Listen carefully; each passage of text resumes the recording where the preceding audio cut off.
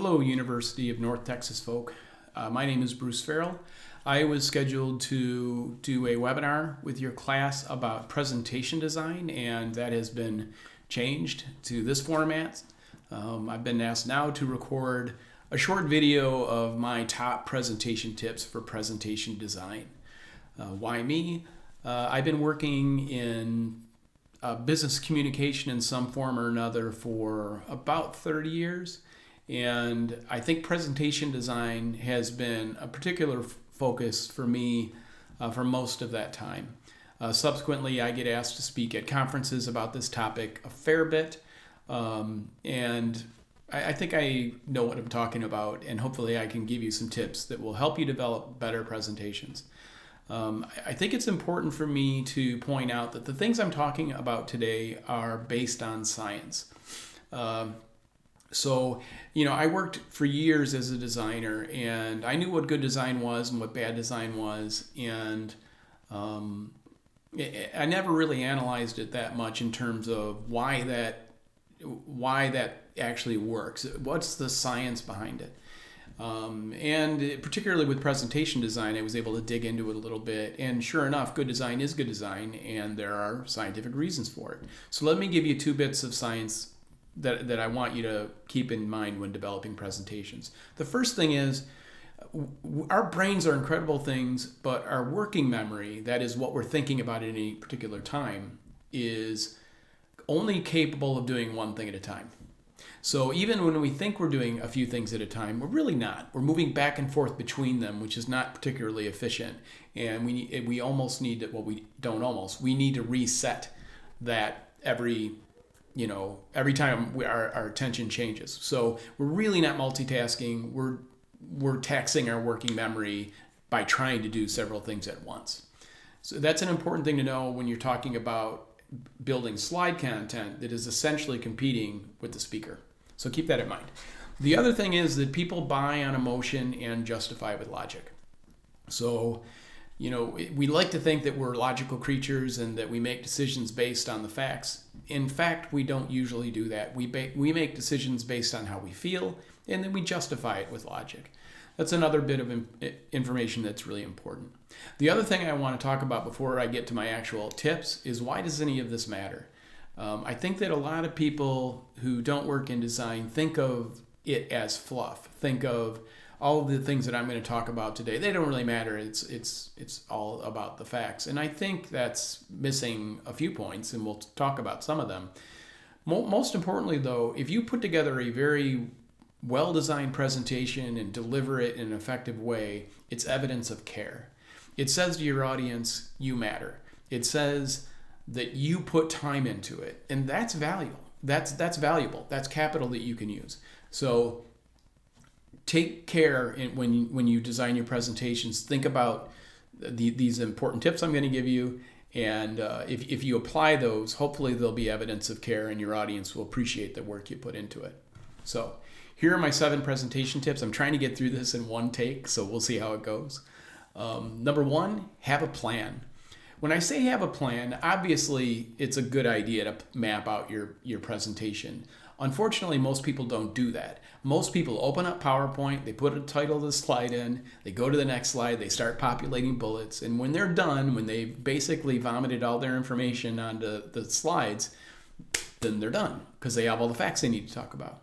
That is not a good way to design a presentation for a lot of reasons. Most presentations ends up being flat that way. You end up with way too much content on the slide. It's not an effective way to do it.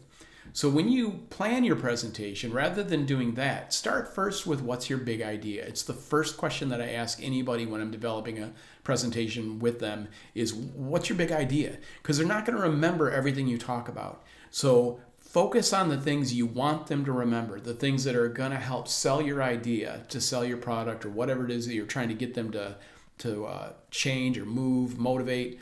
Focus on that, and then build your presentation around it so that those ideas pop out. So always know what your big idea is and have a plan so that you can build around it. That's point number 1. Point number 2 is, get to the point. It drives me nuts. I see it all the time when these presentations that people deliver shamble out of the gate because they'll go over an agenda, they'll talk about what they're going to say, they'll talk about who they are with a lengthy introduction. You only have about 5 to 7 minutes to grab their attention, and once it's gone, it's gone. It's really hard to get it back. So start with a compelling statement. Start with why you're here and the kind of change you can make. Start with your big idea, because that's going to draw them in. It's going to make them want to stick around and, what can I learn about that? We deliver, my company, we deliver things like IT consulting, IT assessments. So we'll always start with, how would you like to get more out of your technology, spend less, and use it most effectively? We think we can help you do that. We may talk for a few minutes, and then we get onto the presentation. So we have them. That's our big idea, to get them to use their technology better. Wow, we can do that?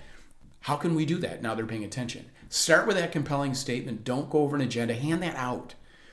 Don't feel like you need to, for an oral presentation, usually I found people will over-credentialize themselves at the beginning when they already know who you are. You've been invited to an oral presentation.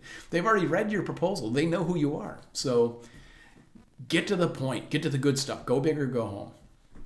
Number 3, less is more. Brevity is the key.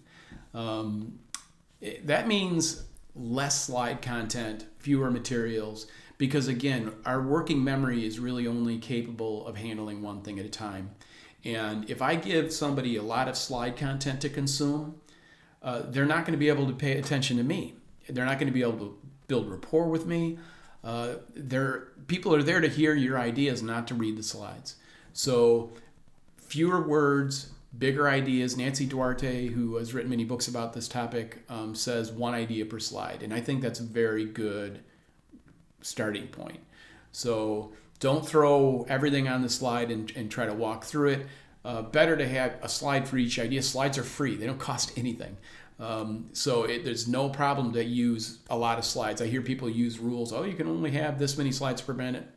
Poppycock. Use as many slides as you need to convey your idea.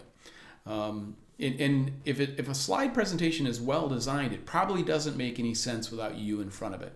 Okay, that's where less is more plays in, because for a print document, you can have detail, you should have detail, because I'm not there to speak to it. But with a slide presentation, the deck is there to support me. I delivered a presentation at a conference for review. This is years ago now, and the person reviewing it said they didn't understand it, and I said, well, I'm not there. It really shouldn't make a lot of sense without me in front of it. And I don't think she really understood it. In fact, she said she still didn't understand it until she came to see my presentation. And then she went, oh, now I get it. That's normal. If your deck doesn't make any sense without you in front of it, fine. That's how it should be. Tip number 4, hold the cheese. When I say hold the cheese, stay away from cheesy transitions and animation. If you're using animation because you can, that is the wrong reason. You can do lots of things in PowerPoint, and a lot of them are bad. I actually end up using a fair bit of animation, not so much on the transitions, but I'm using it to make my point, to guide my audience to something. For example, I might have a 5-step process, and maybe it's important to have the whole process up there, but I'm probably only going to want to talk about one at a time. So I'm going to use animation to bloop, here's point 1, and then bloop, here's point 2, so that I can highlight those in a way that draws their eye so they can see it, this is where we are, and then turn their attention back to me. That's what I want, because PowerPoint's kind of a glance medium. That's what we want. So only use animation when you need to. Number 5 is build rapport. The most important thing I can do when I deliver a presentation is build rapport with my audience. And there are a lot of ways to do that. You can start with less on the slide, so they're not consuming all that information and they're spending more time with you.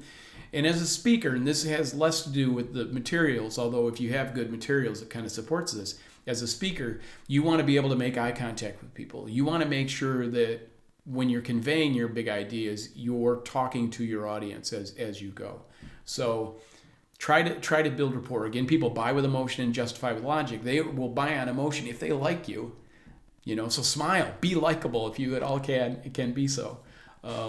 It's easier for some people than others. But try to build rapport with people. And, again, if you can start with those compelling statements and get them out of the gate, I think that you're really helping yourself. Number six. The little things matter. Pay attention to the details. When anybody sees small mistakes in a presentation, they look like mistakes because they are. Let me give you a good example. It's probably one we've all seen. So you've got, let's say, text box. There's a placeholder for a text box on each slide. And then you'll notice on the next slide, it's here. And then on the next slide, it's here. And then it's here. And then it's here. That's called hop because you're kind of looking around like this, slide to slide. It looks really careless. It looks like you didn't care at all because that's an easy thing to fix. The thing is, you need to fix it. So look for all those little things where things don't pop up where you expect them to pop up. There's something called spatial predictability. It's a real thing. We're wired to look for things in the places that we expect them, and that includes on a presentation. It's also why traffic lights are always in the same spot because we're hardwired to look for them there. It's why when you watch a hockey game here in Michigan, you're going to watch a hockey game, that if you watch it on TV, it's always left to right. The home team's here, and it will always be from the same side because we're creatures who want that spatial predictability. We want to know where things are. So take advantage of that. When you're putting together a slide deck, make sure everything lines up exactly where you would expect it to line up. It makes a difference. The little things matter. My last seventh tip is don't print your slides. You're not doing yourself any favors by printing your slides. There's two reasons I usually give. First, again, we have a limited working memory. We can't process too many things at once. So if you give me something to read, what will I do? I will read it. We're visual creatures. And I can't read it and listen to you at the same time. So I can't build rapport with you. I can't really listen to your big ideas. I might miss your big point reading the minutia of a slide. So don't do that. Don't put that document in front of them. The other reason you don't print your slides is a good print document makes a poor slide document because there'll be too much detail. In a print document, I'm not there to speak in front of it, so you need all the detail. A good slide presentation makes a horrible print document because I'm not there to speak to it. That deck is there to support me. So, Nancy Duarte again says that those are what people end up doing is creating slideguments. So they're intended to do both purposes and they do neither well. It has too much detail for a screen presentation and not enough detail for a print document. Don't create slideguments. They don't help anybody. So what should you print? Because I think you should print things. I will usually create a separate leave behind that has all my big points, my big ideas, and it will also have the detail I'm expecting to talk about in the room so that it should have everything I talk about, and then I hand it out afterwards. This is going to go afterwards, and I tell them that will be afterwards. An alternative to that is if you don't want to create a completely separate document, you can include in your notes all those things and then print in notes view and hand that out afterwards. Same thing. So don't print your slides. I hope that these tips helped you. Again, 7 tips. Have a plan. Get to the point. Less is more. Hold the cheese. Build rapport. The little things do matter. And don't print your slides. Okay? I really enjoy working on presentations, and I hope that this is a good experience for you guys. I'll add an 8th tip. Think outside the box. A lot of people fall into death by PowerPoint, and we all know what that is, because they're following the template, and the template kind of wants bulleted lists. That is the furthest thing from best practice, and there's a lot of reasons for that. So don't settle for that. Think outside the box. Think about creative ways to highlight your big ideas so that they connect with your audience and support you as a speaker. So if you can do that, you've done well. Again, I'm Bruce Farrell. I'm here in Metro Detroit. I'm in my office, which is also a music studio because I'm a working musician. I work at Plant Moran, and that's plantmoran.com, the consulting firm, and you can find my music at brucefarrellmusic.com. So I hope this helps. Enjoy your day.